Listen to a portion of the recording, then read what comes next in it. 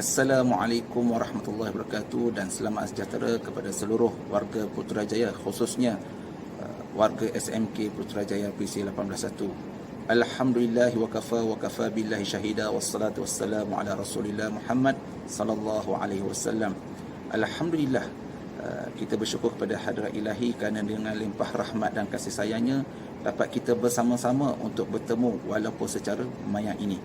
Alhamdulillah, bahagian pendidikan Islam dengan kerjasama bahagian core curriculum SMK Putrajaya PC 181 telah berjaya mengadakan sebuah ceramah sempena Nuzul Al-Quran.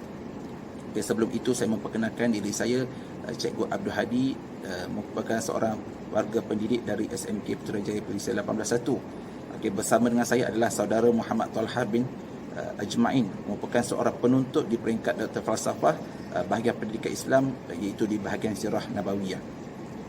Jadi tanpa melengahkan masa lagi, saya menjemput saudara Talha untuk berkongsi tentang Nuzul Al-Quran pada hari ini. Cikgu harap pada seluruh warga Putrajaya, khususnya warga murid, kepada murid sekalian untuk mengambil ataupun mendengar perkongsian yang akan disampaikan oleh saudara Muhammad Talha sebentar nanti. Okey, dengan segala hormatnya dipersilakan.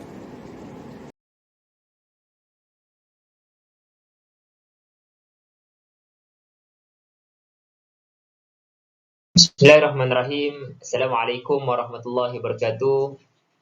Terima kasih pertamanya kepada pengerusi majlis kita dan juga di atas jemputan daripada saudara Cikgu Ustaz Hadi.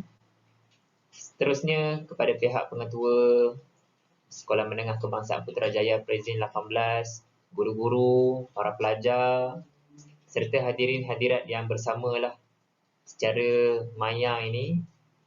Alhamdulillah, bersyukur dengan izin Allah kita dapat bersama dalam satu majlis yang sangat mulia di bawah tajuk Nuzul Al-Quran, penurunan Al-Quran. Jadi saya ni sedang ke udara, kat tengah-tengah lah kita kata, walaupun sekarang ni musim COVID, tak boleh merentas negeri. Tapi saya bersyukur dengan jemputan ini walaupun kita berjauhan secara maya. Saya Ustaz Talha daripada Johor. Sekarang ni sedang melanjutkan pengajian dalam peringkat PhD Pendidikan Sirah. Seperti yang dimaklumkan oleh pihak pengerusi tadi, mudah-mudahan dalam bulan Ramadan ni lagi banyak keberkatan yang turun melimpah ke atas kita semua, terutama mereka yang bersama dalam majlis ilmu ni, insya-Allah. Baik, insya-Allah, jutaan terima kasih sekali lagi di atas jemputan ini. Insya-Allah kita doa pada Allah sesi ini Allah bagikan kita kefahaman terhadap agama tu. Antaranya memang tidak dapat lari, kita kena mendalami, belajar Al-Quran untuk nak faham agama tu macam mana. Itulah sebenarnya bila kita tengok sirah, Rasulullah SAW membina para sahabat Nabi sehingga boleh mengubah landscape Mekah, Madinah sehingga Islam itu tersebar, adalah rohnya daripada intipati Al-Quran. InsyaAllah. Ahlan wa sahlan, ataupun kita kata selamat datang, tahniah. Bila mana kita telah masuk ke dalam bulan Ramadan, ini antara doa-doa yang pernah kita doakan. Balighna Ramadan. Sampaikanlah kami ke bulan Ramadan ini. So sekarang ni kita dah berada dah dalam bulan Ramadan ini. Tahniah, kita telah masuk ke final. Kalau kita kata acara lah, bila ada pertandingan, penghujungnya masing-masing ada benda yang nak dicapai. Di dalam puasa ini, benda yang kita nak capai di hujung ni adalah taqwa. La'allakum tattaqun. Yang kita akan tengok selepas ini ayat yang akan menceritakan tentang Ramadan itu sendiri. Itu adalah dialog lah. Mau ke mana sih? Ditanyalah kepada orang tu. Aku ingin pergi jauh selama 11 bulan ke depan. Terima kasih menyambut datang. Hati-hati ya Ramadan. Jika rindu, banyakkan doa. Kita dapat bertemu akan datang. Tetapi doa kita ini Allah telah perkenankan. Siapa yang tengah online sekarang ni, kita telah bertemu dan berada di dalam Ramadan ni. Ibaratnya kita ada tetamu dah masuk dah bulan Ramadan. Janganlah sampai tetamu datang pun kita buka pintu, masuk sendiri. Masuk bilik mana-mana, makan kat dapur, masak sendiri. Itu kita tidak memuliakanlah tetamu. Jadi jadilah kita seperti mana datangnya tetamu kita yang nantikan dengan doa-doa selama ni. Buat sesuatu. Buat sesuatu, gembirakan. InsyaAllah Ramadan, takwa. Bila cerita tentang Ramadan dan bulan takwa ini di dalam Al-Quran. Siapa yang ada Al-Quran ni boleh buka sekarang ni. Kita akan tengok surah dan ayat Al-Quran. Mungkin hari ini saya nak kongsikan dia lain sikit. Beruntunglah siapa yang dapat bersama dalam sesi inilah. Dapat special sikit lah. Apakah keistimewaan bersama dalam sesi ini? Kita akan rungkaikan ayat Al-Quran. Ada perkataan tertentu yang kita akan bincangkan. Mungkin kita dah biasa dengar ayat ni, tapi ada perkataan yang saya highlightkan. Dekat mana? Baik. Antara di dalam Al-Quran, surah yang menekankan tentang Ramadan adalah surah Al-Baqarah, bermula daripada ayat 183. Kemudian ayat 185 cerita tentang Al-Quran diturunkan di dalam bulan Ramadan. Ramadan dan Al-Quran sinonim. Bila sebut je Al-Quran, mesti itu adalah Ramadan. Ramadan, dia sangat berkait rapat dengan Al-Quran. Kemudian turun ayat selepas tu, ayat 187 pula. Yang nak menceritakan tentang tambahan lagi. Al-Quran, Ramadan, dia tidak boleh lari daripada iktikaf untuk nak mendapatkan surah Al-Qadar, iaitu malam Lailatul Qadar. So kita akan bincangkan beberapa ni. Minta maaf lah, mungkin saya seorang yang akademik sikit. So dia ada hubung kait. Kenapa, apa hubungan-hubungan supaya kita satu je kita doa dalam ayat ni. Ni adalah pembuka kepada kebanyakan peristiwa ataupun kisah-kisah berkenaan dengan Ramadan, iaitu ayat ini, ayat 183. A'udzubillahi minasyaitonirrajim. Ya ayyuhallazina amanu. Ayat ni membawa maksud, wahai orang-orang yang telah beriman. Maknanya sebelum masuk bulan Ramadan, kita dah ada iman dulu. Apa maknanya kita kena buat latihan demi latihan sebelum Ramadan? Sekarang kita dah berada dalam Ramadan, tak apa. Nak ceritanya sebelum kita kena masuk latihan, berlatih. Kalau orang main silat taekwondo tu kan, macam Ustaz Hadi tu dia main taekwondo dia tu kan, Masya Allah. Daripada zaman saya belajar lagi, memang beliau terkenal. Jadi contoh kepada kami lah. Bila masuk bulan Ramadan, puasa je, kutiba alaikumusiyam kama. Kita ni telah dituliskan, tertulis. Maksudnya kalau buku tu kalau dah tulis, tak boleh nak padam lah. Maknanya sampai kiamat puasa ini adalah benda yang dah tertulis. Wajib. Tak boleh nak buang. Cuma kita ada peluang untuk apa? Kama kutiba alal ladzina min qablikum. Kita boleh tengok cara orang sebelum kita ni buat macam mana bila masuk Ramadan. Untungnya kita, Alhamdulillah, masuk bulan Ramadan ketika tahun 2021 ni, kita boleh baiki tahun ini apa yang kita buat tahun lepas. Kita boleh baiki hidup kita ni macam mana nak lebih baik daripada para tabi'in yang lepas. Kita nak tiru orang sahabat Nabi, Rasulullah buat macam mana bila bertemu dengan Ramadan. Kita nak tiru mereka. Andai kata ada yang boleh kita ikut, ikutlah. Andai kata ada benda yang lebih hebat yang mereka capai, nanti kita akan tengok ada beberapa peristiwa sahabat Nabi ni, Masya Allah. Satulah kita katakan. Siapa dekat sini yang dah ready kan sebelum masuk Ramadan, dia dah prepare sebulan sebelum Ramadan, prepare dengan Ramadan. Biasanya orang prepare raya lah. Sahabat Nabi, misalnya Umar Al-Khattab, dia prepare 6 bulan sebelum masuk Ramadan, prepare Ramadan. 6 bulan. Nak ceritanya, ya Allah, kalau kita tengok cara belajar, nak mengikuti orang sebelum kita, ya Allah, mampukah kita? Tapi tak apa. Untungnya kita boleh ada peluang belajar daripada orang sebelum kita. Iman, apa yang kita belajar, satu je kita harapkan. La'allakum tattaqun. Mudah-mudahan kita dapat takwa. Maknanya, kalau perhatikan ayat ni, wahai orang-orang beriman, boleh kita fahami, orang beriman pun tak semua orang akan dapat takwa. Orang Islam tak semua orang dapat iman.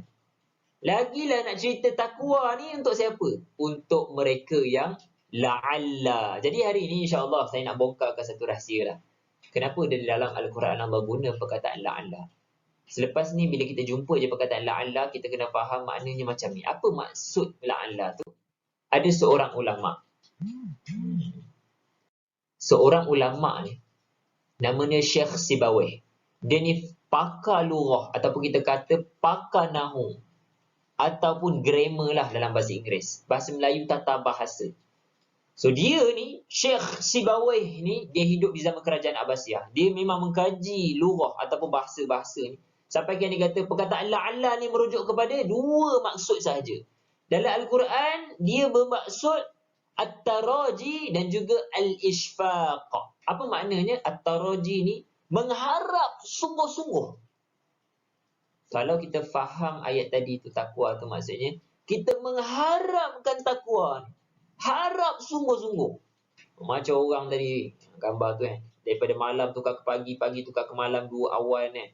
Nak ceritanya mengharap sangat. Ya Allah, ampunilah dosa-dosa aku. Ya Allah. Ya Allah, aku ni hamba yang berdosa. Ya Allah, hapuskanlah seluruh dosa-dosa aku yang silam. Ya Allah, ataupun yang baru je berlaku tadi. Ya Allah.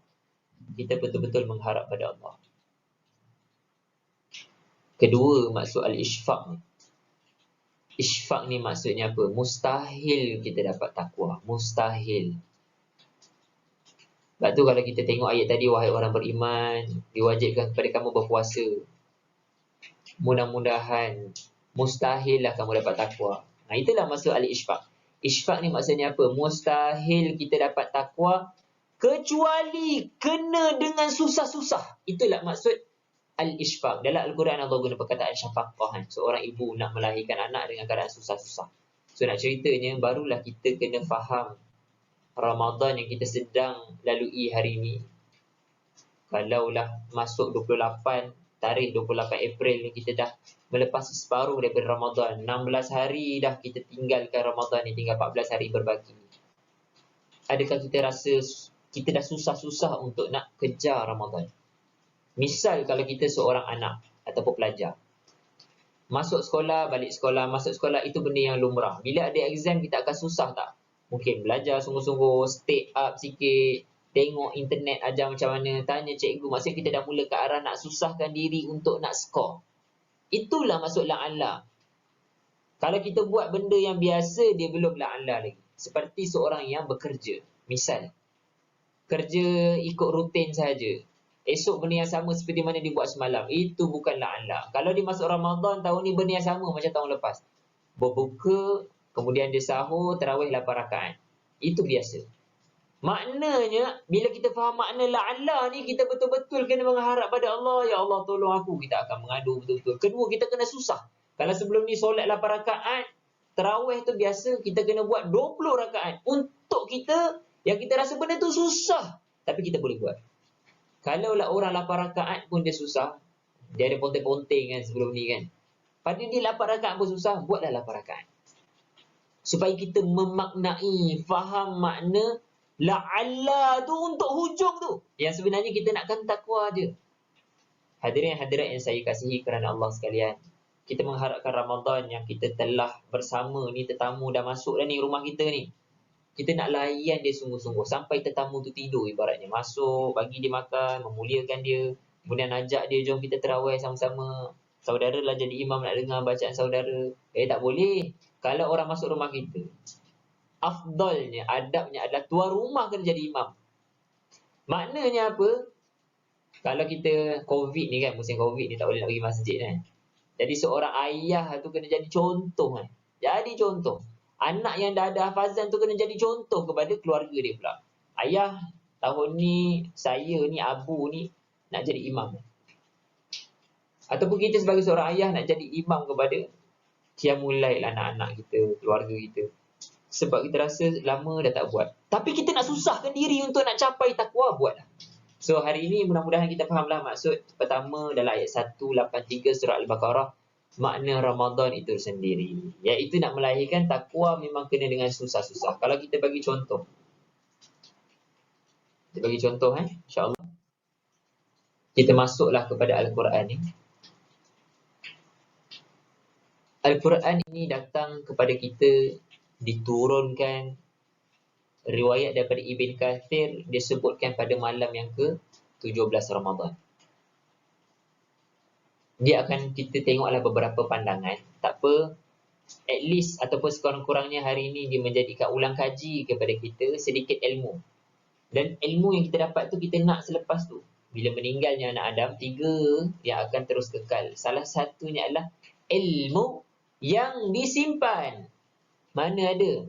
Sebab tu kalau orang buat buat buku-buku tulis ni, dia menulis lepas tu dia simpan, tak bagi orang, tak dapat apa-apa manfaat. Ataupun kalau seorang akademik ataupun pelajar yang buat tesis, kalau macam saya lah, buat PhD, tesis dah siap, simpan kat almari, tak nak kongsi dengan siapa-siapa.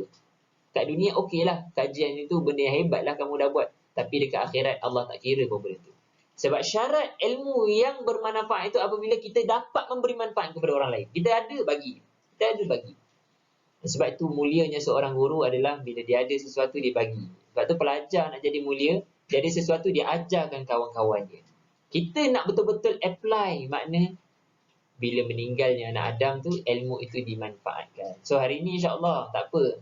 Kita dapat dengar beberapa pandangan, itulah ilmu yang mungkin baru untuk kita ataupun ulang kaji untuk kita. Misalnya nanti kita akan tengok tarikh-tarikh Al-Quran itu diturunkan bila. Jadi kita akan tengok keistimewaan. Tadi kita dah kata, secara umumnya kita buat hari ini, iaitu menyambut nuzul Al-Quran dengan ada pandangan kata pada 17 Ramadan.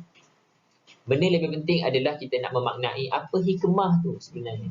Bincanglah tahun, ada yang kata hari 17 ke, 21 ke, 23 ke, ada pandangan yang kata 27 ke. Tak apalah, yang penting Al-Quran tu turun. Yang penting turun tu untuk apa? Itu benda yang lebih besar. Sebab itu yang dicatatkan dalam Al-Quran. Spesifik. Misalnya dalam surah kedua ataupun surah Al-Baqarah, ayat 185, dia ceritakan tentang Al-Quran itu fungsinya apa. Al-Quran itu fungsinya apa? InsyaAllah. Jadi siapa yang boleh ada Al-Quran sekarang boleh buka. Boleh buka, boleh tengok, boleh baca. Baca terjemahan. Saya ingat dulu tahun 2007, waktu tu saya dekat Nilampuri bersama-sama dengan sahabat yang saya kasihi lah, yang saya segani, Ustaz Hadi. Tahun 2007 kami sama-sama masuk ke Nilampuri di Kelantan. Saya bertemu dengan seorang kawan yang baik, dia sangat baik dengan Al-Quran. Dan ketika itu adalah zaman Odoj. Orang kata Odoj ni maksudnya one day one juzuk. Tersebar dekat satu dunia. Terutamanya Malaysia waktu tu dengan Indonesia lah. Kalau siapa yang sedang online ni boleh search je internet. ODOJ. So budaya tu nak capai ketika Ramadan, satu hari boleh habiskan satu juzuk Al-Quran. Tak apalah, benda tu benda yang baik. Maknanya daripada kita tak baca, baik baca. Nak ceritanya bila dah baca tu apakah keistimewaan. So waktu tu saya ingat lagi, saya Alhamdulillah, mungkin kerana faktor latar belakang, keluarga, kemudian belajar di sekolah agama juga.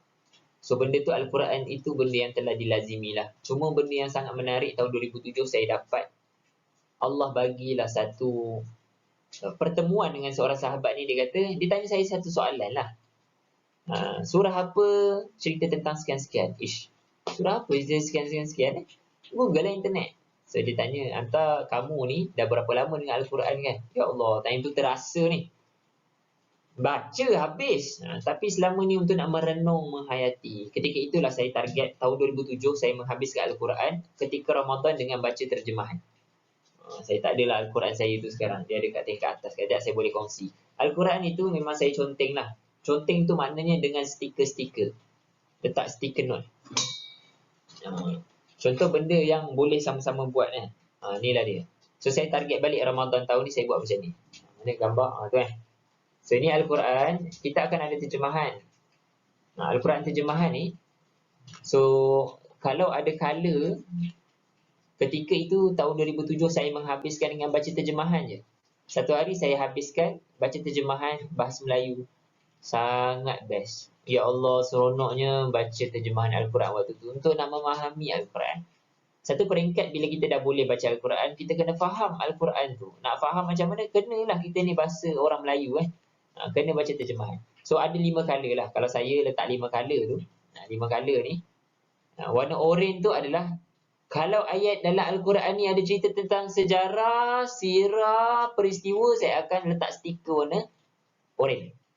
Kalau warna hijau, ayat cerita tentang tumbuh-tumbuhan, alam, saya akan letak stiker warna hijau. Warna biru pula, ayat berkaitan dengan fiqah, hukum hakam, warna biru.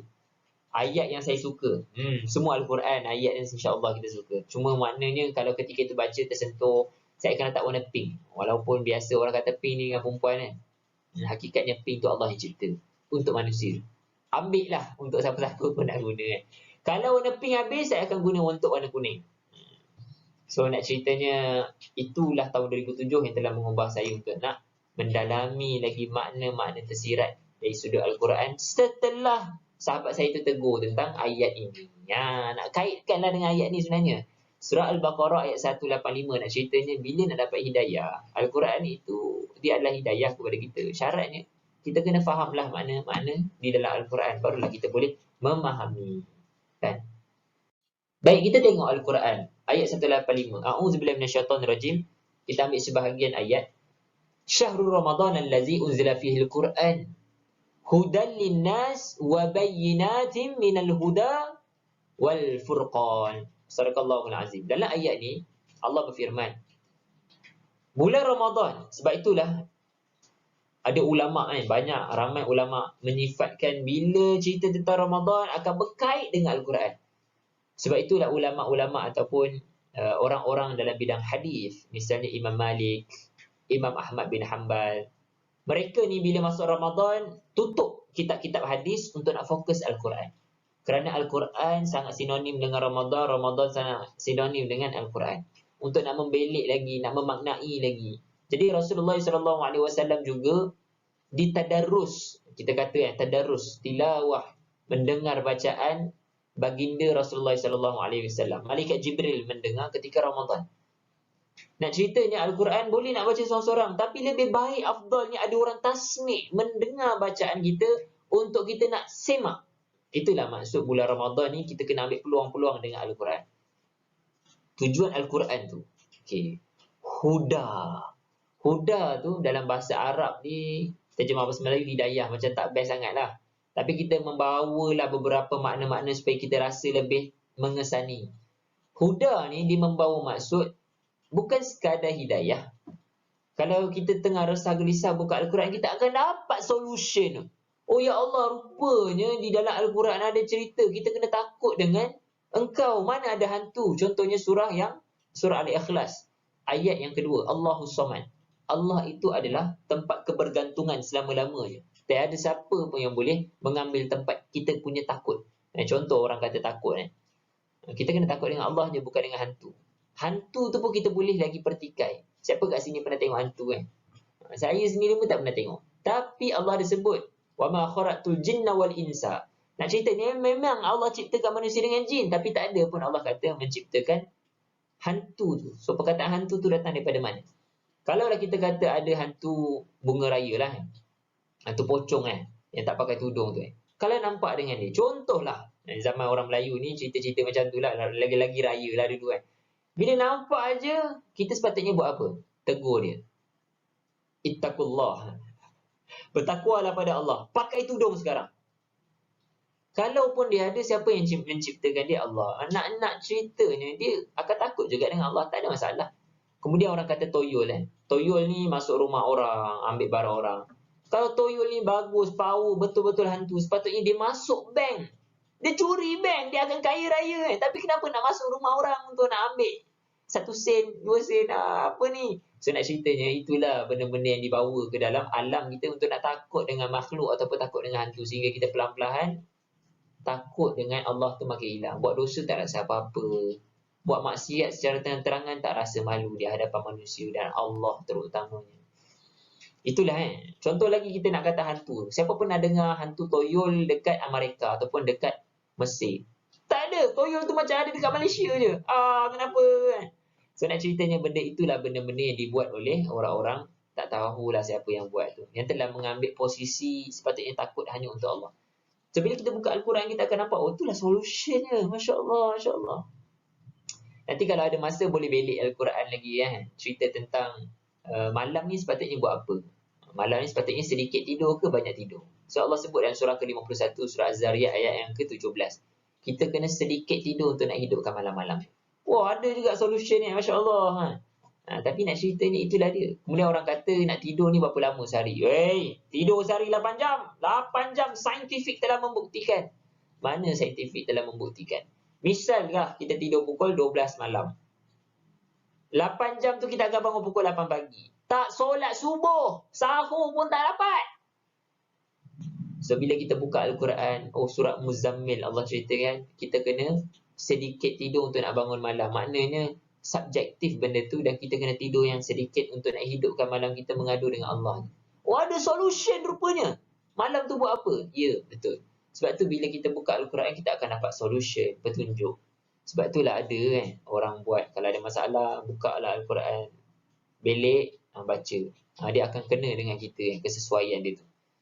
Itulah Al-Quran. Kalau tak kena juga, beliklah ayat-ayat yang lain. Nak ceritanya akhirnya pasti akan kena kepada hati kita. Kalaulah tak rasa apa-apa, ada benda tak kena kepada diri kita ni.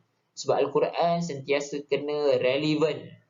1440 yang lepas lagi telah ada Al-Quran sehinggalah hari ini kan. So inilah dia, kalau kita tengok, Al-Quran telah mengubah orang-orang ini jadi hebat. Misalnya Imam Syafi'i benda yang biasa ketika luar Ramadan, habiskan Al-Quran 7 hari sekali, benda yang biasa. Bila masuk Ramadan, dia habiskan 3 kali sehari. Bila masuk 10 malam terakhir, sehari sekali habis Al-Quran. Ada pandangan yang kata sehari 3 kali. 3 kali habis Al-Quran Imam Syafi'i, bukan 3 juzuk.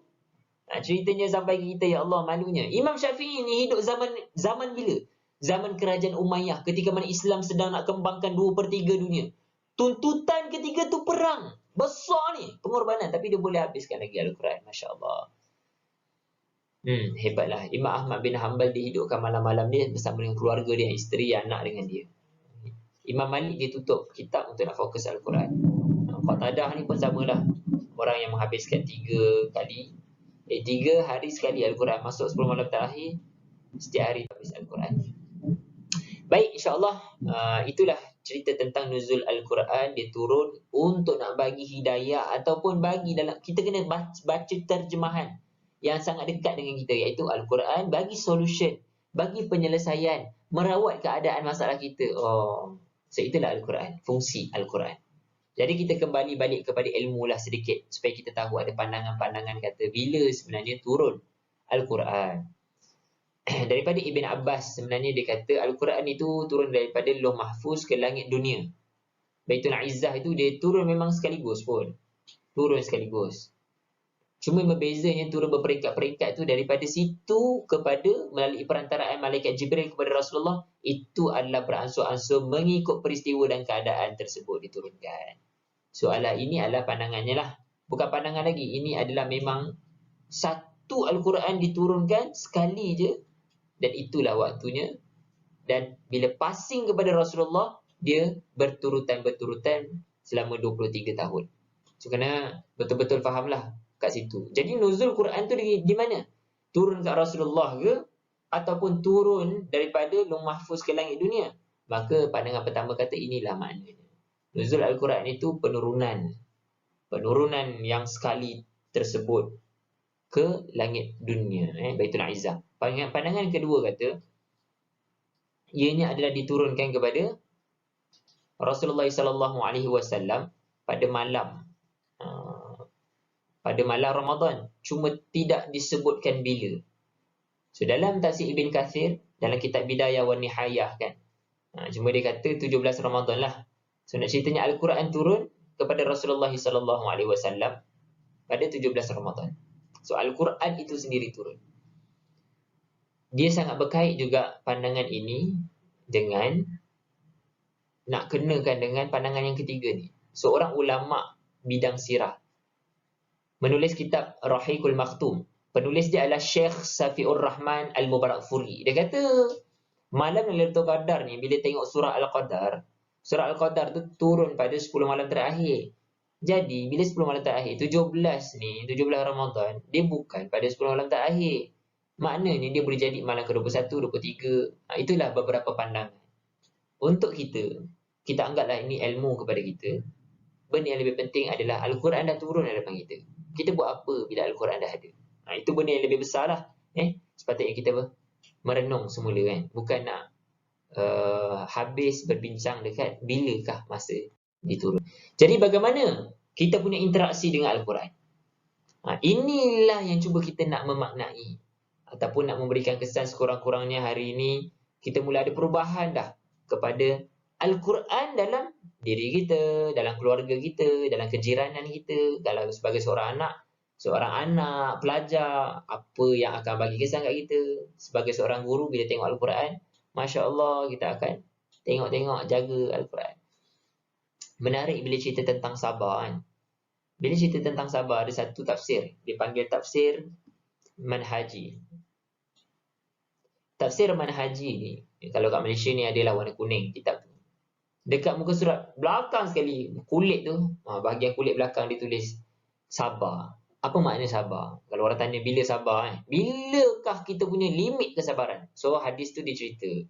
Muka surat belakang sekali tu dia mengambil satu hadis, dia kata, sabarlah sehingga kamu bertemu dengan aku di Telaga Kausar. Maknanya sehingga masuk syurga kena sabar.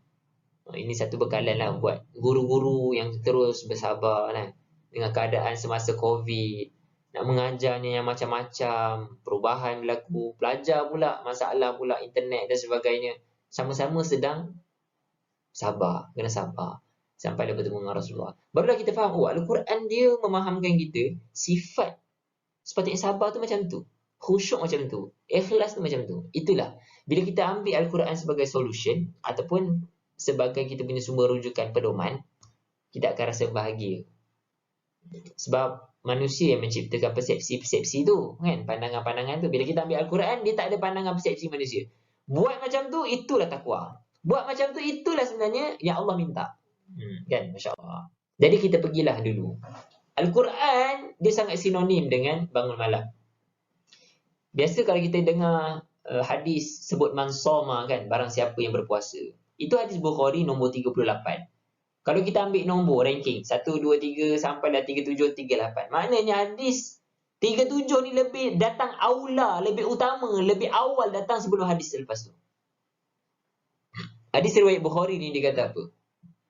Man qama, barang siapa yang telah bangun, dirikan malam-malam dia dengan solat, ibadah, zikir, takarrub ila Allah, mendekatkan diri kepada Allah di bulan Ramadan dengan imanan.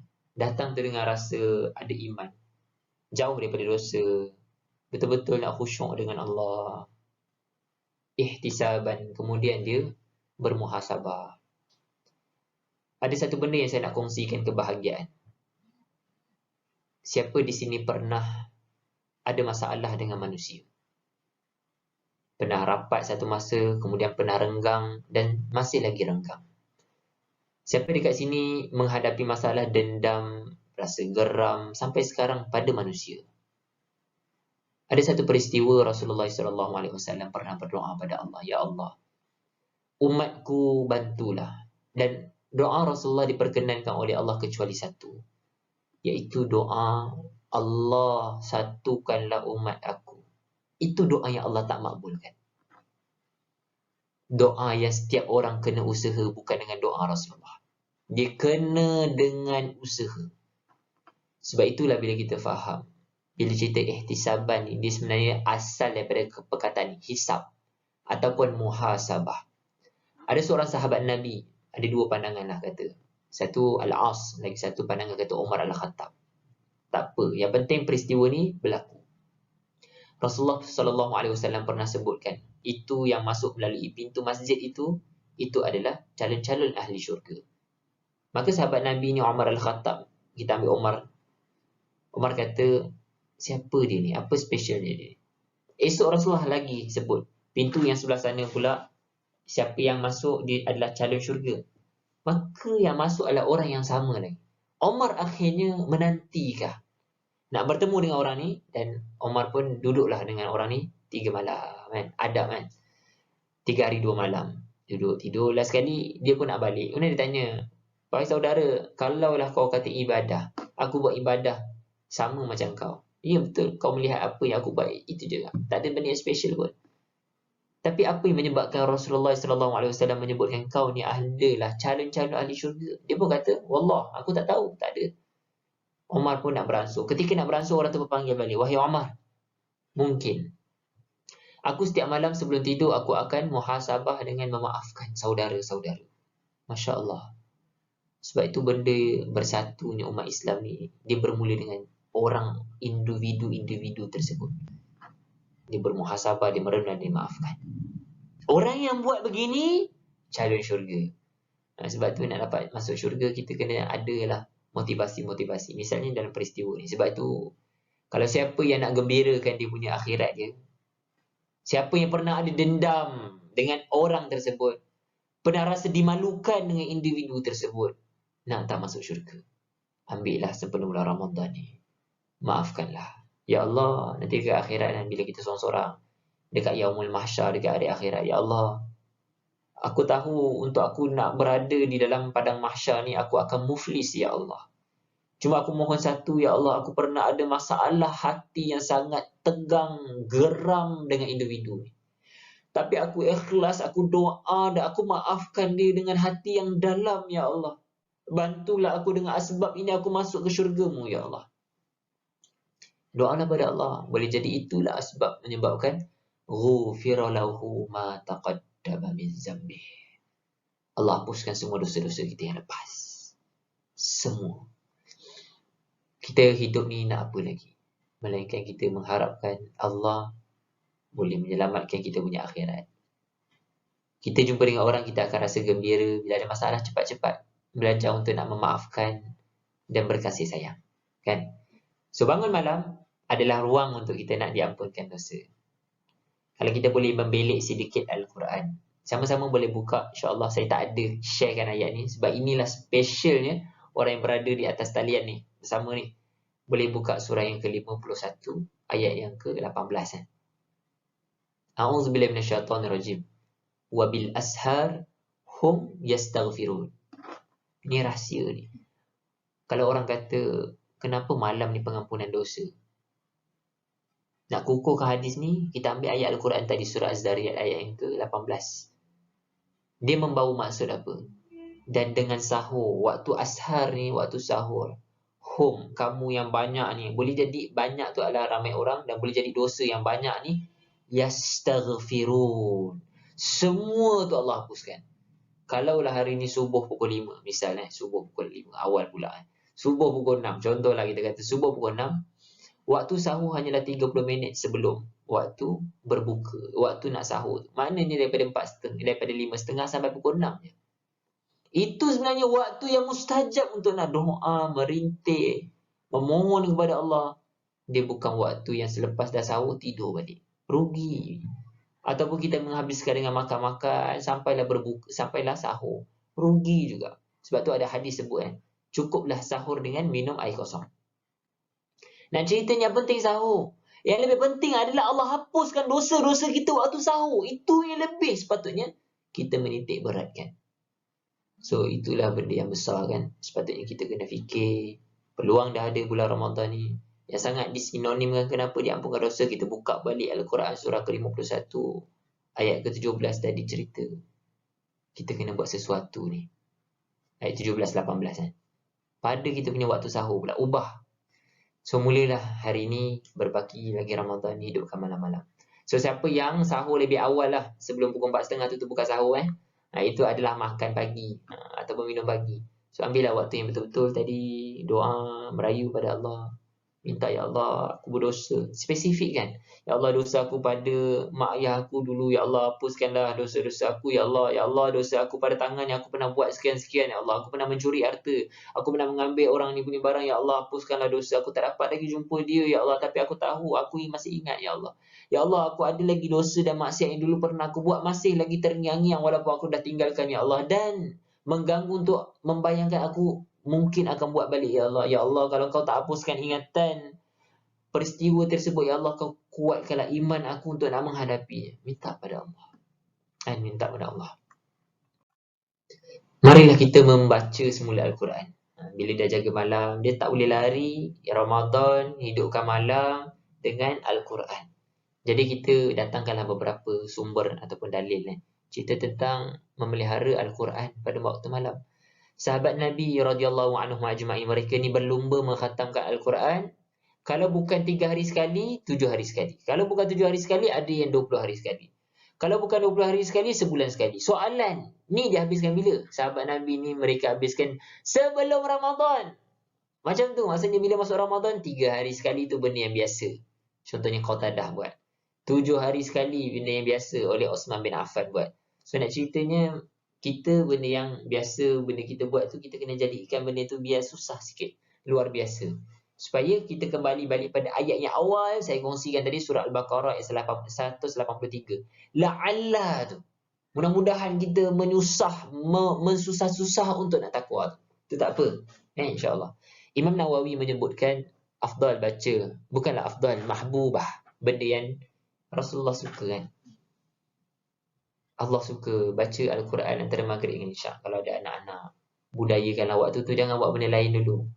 Dah berbuka, solat berjemaah sama-sama, duduk dekat ruang tamu tu, kawasan solat tu, baca Al-Quran sama-sama sampailah isyak. Budayakan benda tu. Saki-baki yang masih ada ni, buatlah benda tu. Kemudian boleh tengok Al-Quran, melazimi baca Al-Quran di malam hari. Ada surah Al-Imran ayat 113. Kemudian waktu yang afdal baca Al-Quran ni adalah 1/3 kan. Surah Al-Mudassir.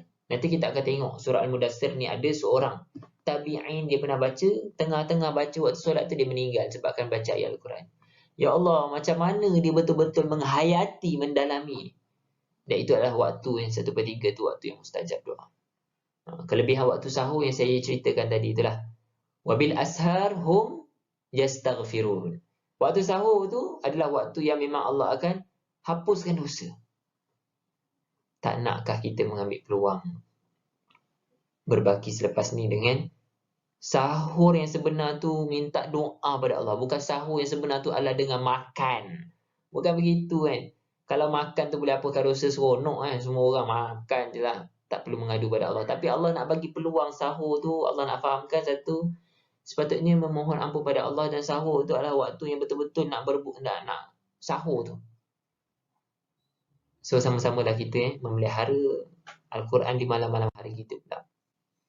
Juga pernah Rasulullah SAW menyebutkan, setelah waktu subuh, siapa yang tak tidur lepas waktu subuh ni, mereka ni berpagi-pagi, bertahan. Maka Rasulullah doakan dia, Ya Allah, berkatilah umatku pada waktu paginya. So, siapa yang pagi tu dia tak tidur, dia berkati, dia jaga waktu pagi dia tu, dengan Al-Quran misalnya, dia dapat kehidupan yang diberkati. Sambung pula dengan duha, dapat rezeki. Wah, Masya Allah. Siapa kat sini yang pernah belum pergi haji dengan umrah? Kan ada satu hadis Rasulullah SAW menyebutkan, barang siapa yang solat subuh berjemaah, kemudian lepas subuh dia zikrullah, dia beriktikaf lah, iktikaf, dia zikrullah, kemudian dia bangun untuk nak solat 2 rakaat. Ada yang kata 2 rakaat itu adalah solat duha, maksudnya dia bertahan tunggu sampai waktu duha, kemudian dia solat 2 rakaat, maka dia dapat pahala seperti menunaikan haji dan umrah. Dapat dua-dua ni. Wah, luar biasa ni. Tak perlu nak pergi haji lagi dah dapat. Nak ceritanya, peluang kalau nak Allah hapuskan dosa, bulan Ramadan. Peluang nak dapat ibadah haji punya pahala, bulan Ramadan. Peluang untuk nak dapat masuk syurga, peluang bulan Ramadan. Nanti kita akan tengok surah Al-Isra ayat 79 pada slide yang selepas ni, sebab tu saya merahkan. Ada hadis riwayat daripada Imam Ahmad. Al-Quran barang siapa yang memelihara Al-Quran, dia membaca di waktu pagi-pagi dia. Sebelum subuh, dia berjaga, baca. Waktu ke akhirat nanti, ketika mana di tengah dalam situasi berbahaya, tiba-tiba ada satu yang datang. Dia kata, masukkan dia ni masuk ke dalam syurga. Kenapa? Siapa kamu? Oh, aku ni lah yang kau jaga aku. Jaga? Dulu waktu kat dunia kau jaga, kau baca aku. Ingat tak? Bila?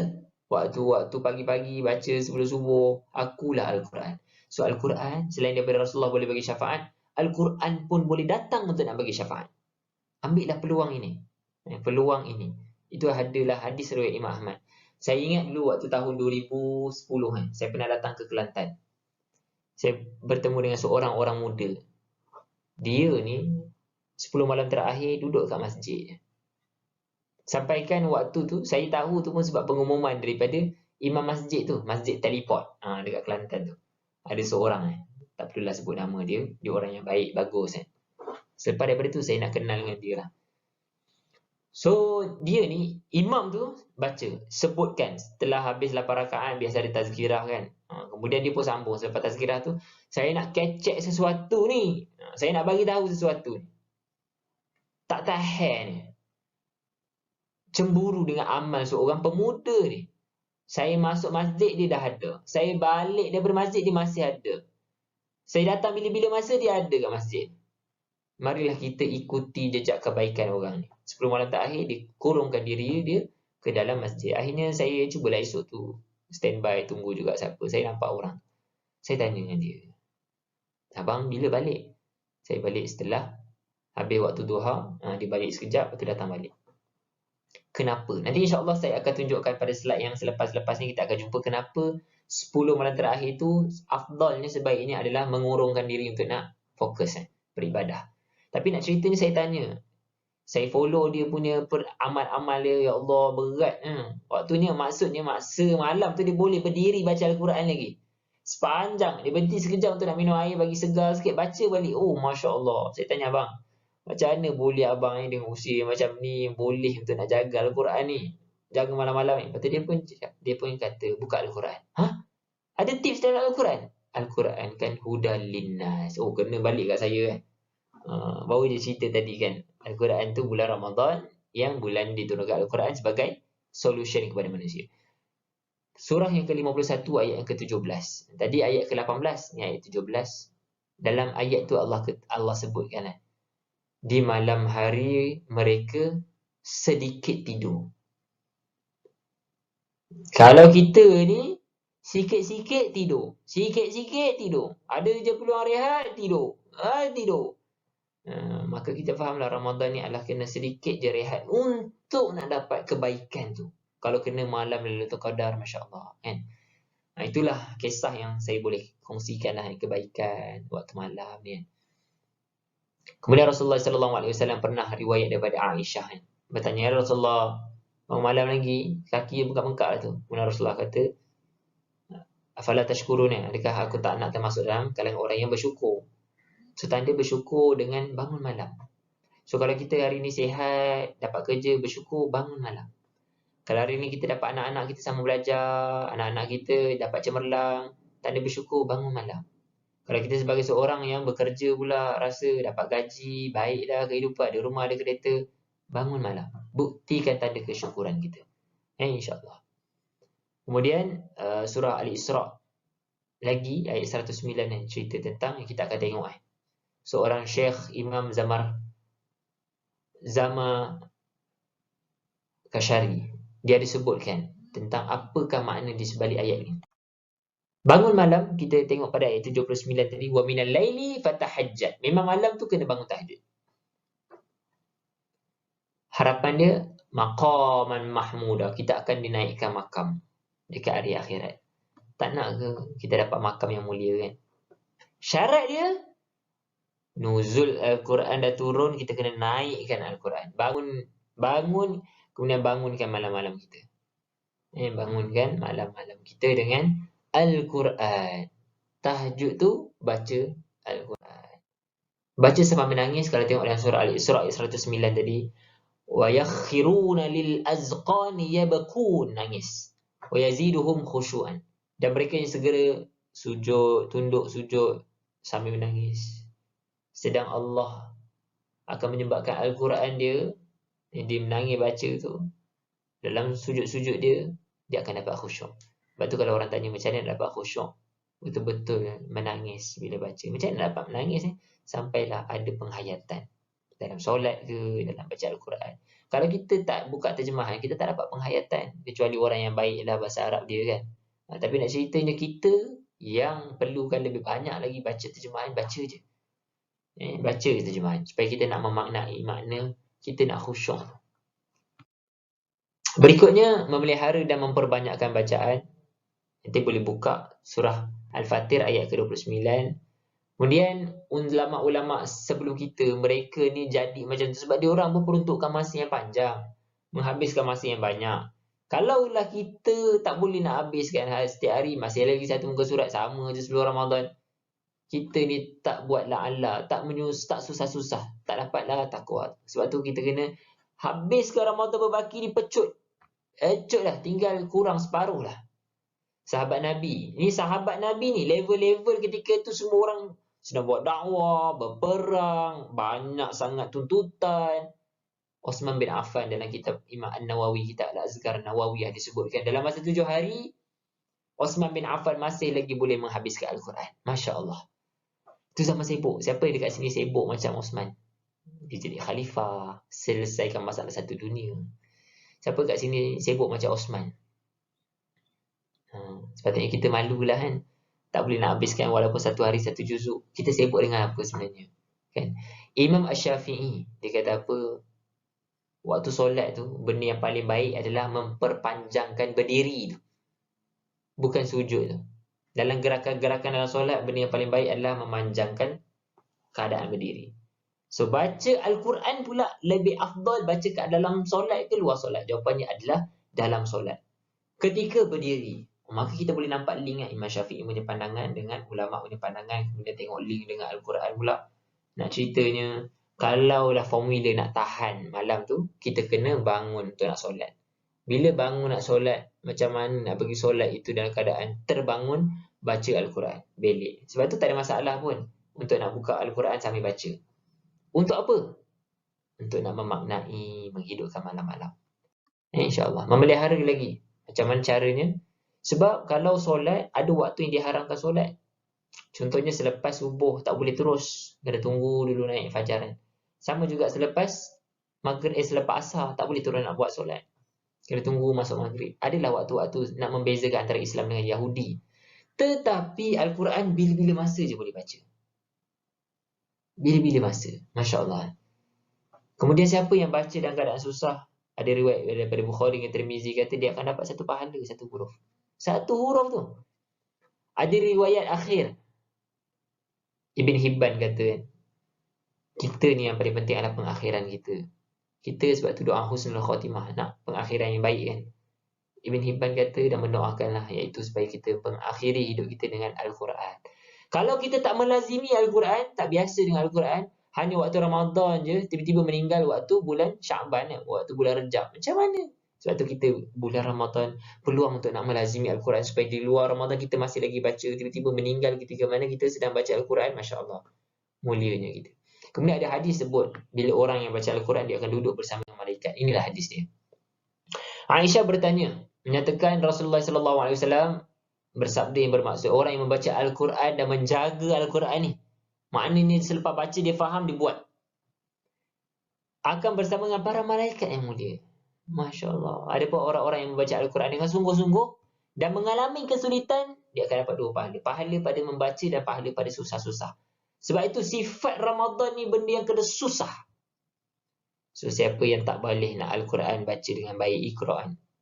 Mungkin inilah masanya, turning point untuk nak boleh baca Al-Quran yang lancar, pelan-pelan dengan berguru. Inilah masanya. Ambillah peluang ni. Anda baca, malaikat akan bersama memuliakan kita lah. InsyaAllah.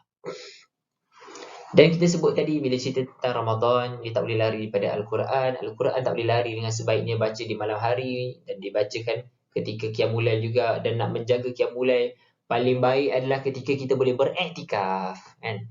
Kerana iktikaf, ramai-ramai ada. Kita akan ada suasana lah membantu kan. Adalah Al-Quran Allah sebut. A'udzubillahi minasyaitonirrajim. Innal ladzina yatluna kitaballah wa aqamus shalah wa anfaqu mimma razaqnahum sirran wa alaniyah yarjuna tijaratan lan tabur.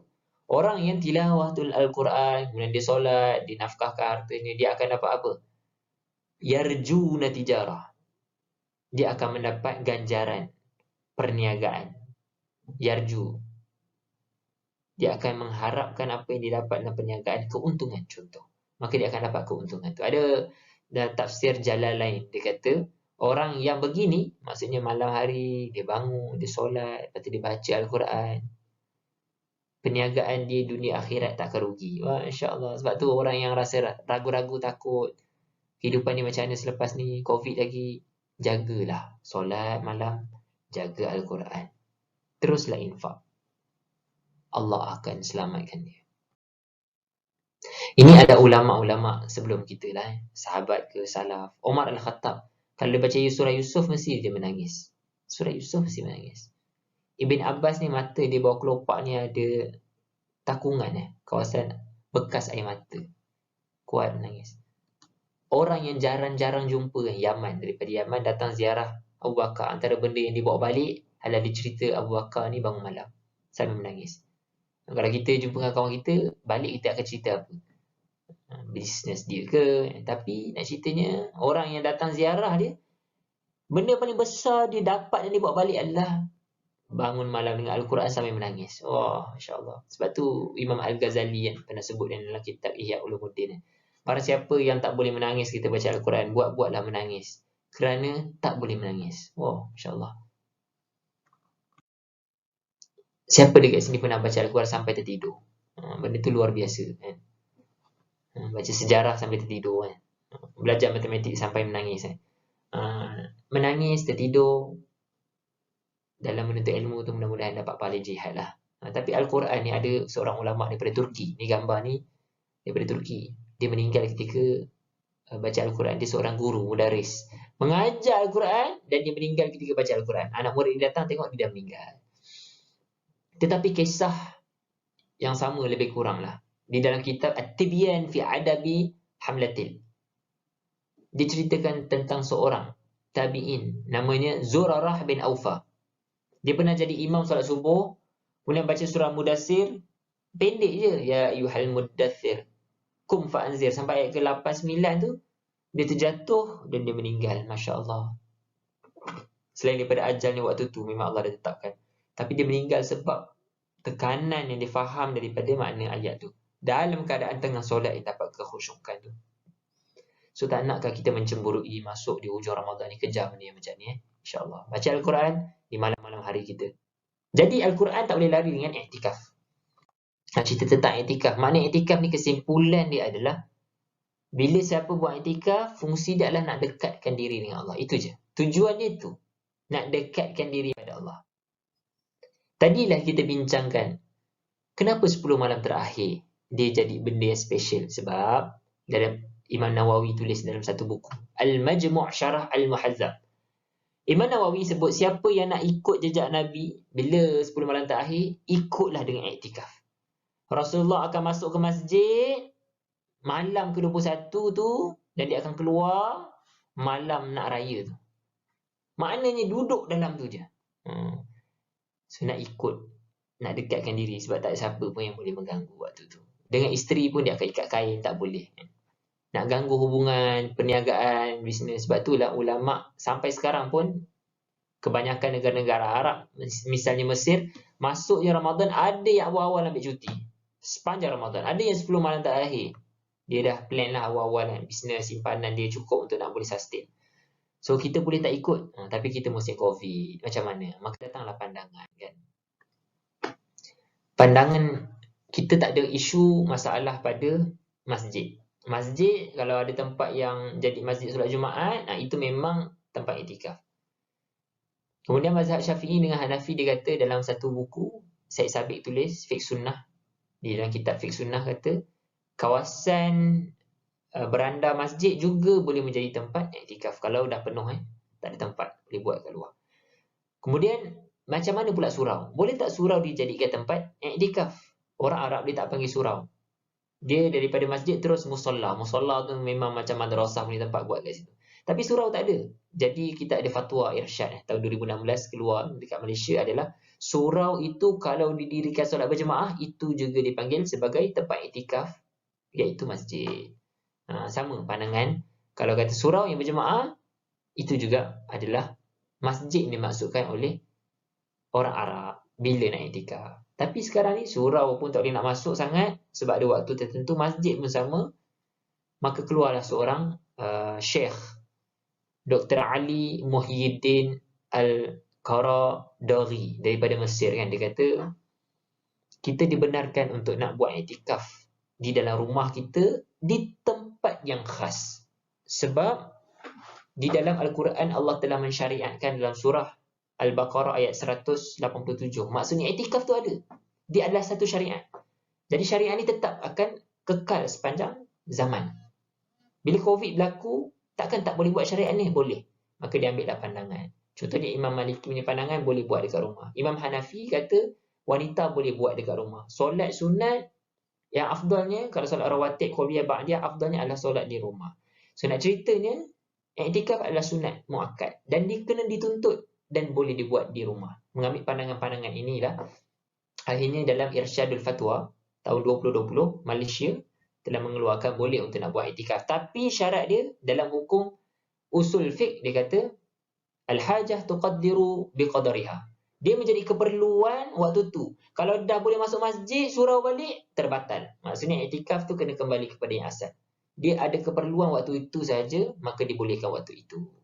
Jadi bolehlah masing-masing plan, buat tempat lokasi di dalam rumah tertentu, bahagian yang khusus itu je tempat untuk nak iktikaf. InsyaAllah. So hikmahnya nak dekatkan diri pada Allah, nak dekatkan dengan Qiyamul Lail, nak dekatkan baca Al-Quran, nak dapat malam Lailatul Qadar. Kita tak tahu bila ianya adalah rahsia. Tapi kalau kita cuba setiap malam iktikaf, qiyam, sedekah, iktikaf, qiyam, sedekah, terkena satu hari yang malam Lailatul Qadar, dapat pengampunan sebanyak 83 tahun, 87 tahun. So, Masya Allah. Kita hidup pun tak sampai 87 lagi, tapi Allah dah hapuskan dosa selama 87.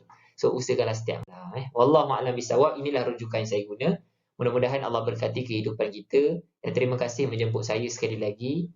Mudah-mudahan Allah mengampuni dosa kita, menerima amal-amal kita sepanjang bulan Ramadan ni, dan la'allakum tattaqun, kita dapat takwa di penghujung bulan Ramadan ini yang kita mengharapkan sebagai bekalan untuk nak bertahan 11 bulan berikutnya. Wallahu a'lam bisawab. Assalamualaikum warahmatullahi wabarakatuh. Saya serahkan kepada pengacara majlis semula insya-Allah.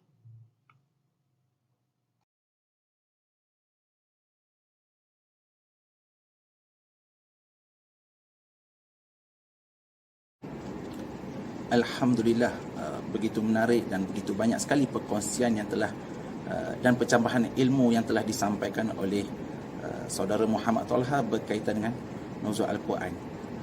Jadi cikgu harap kita semua, termasuk diri cikgu, dapat mengambil manfaat dan juga pengajaran di sebalik perkongsian oleh saudara Muhammad Talha. Jadi akhir kata, akhir kalam, apa yang baik itu semuanya datang daripada Allah Subhanahu Wa Taala, dan apa yang kurang, lemah, hina dan dhaif itu semuanya datang daripada cikgu sebagai seorang hamba manusia yang memang tidak lari daripada kesilapan maupun kesalahan. Jadi sampai sini sahaja pertemuan kita pada hari ini. Okey. Wallahu alam. Assalamualaikum warahmatullahi taala wabarakatuh dan jumpa lagi.